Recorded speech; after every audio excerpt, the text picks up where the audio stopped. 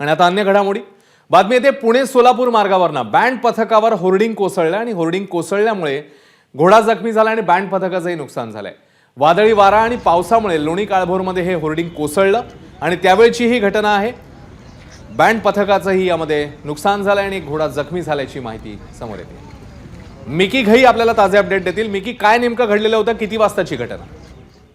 अश्विन, जर आपण बघितलं तर मुंबईची घटना ताजी असतानाच एवढे लोक त्याच्यामध्ये मृत्युमुखी पडलेले आहेत आणि त्यानंतर आता पुण्यामध्ये देखील हा जो भला मोठा बॅनर आहे, होर्डिंग आहे, त्या ठिकाणी आता पाऊस आणि जोरदार वारा सुरू होतं आणि त्यामुळं हा बॅनर आणि हा जो होल्डिंग आहे तो देखील कोसळलेला आहे। खरं तर एक जवळच हायवे देखील आहे, मुंबई आपला सोलापूर पुणे जो हायवे आहे त्याला लगत हा बॅनर होता।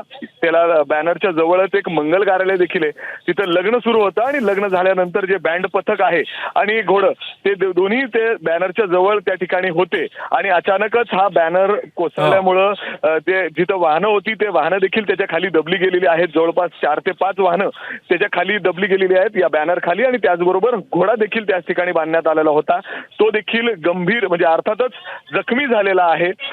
घोड्याला उठता देखील येत नाही, अशा पद्धतीने ही परिस्थिती त्या ठिकाणी घडलेली आहे। अर्थात महानगरपालिका किंबहुना इतर जे प्रशासन आहे त्यांनी काळजी घेणं गरजेचं आहे।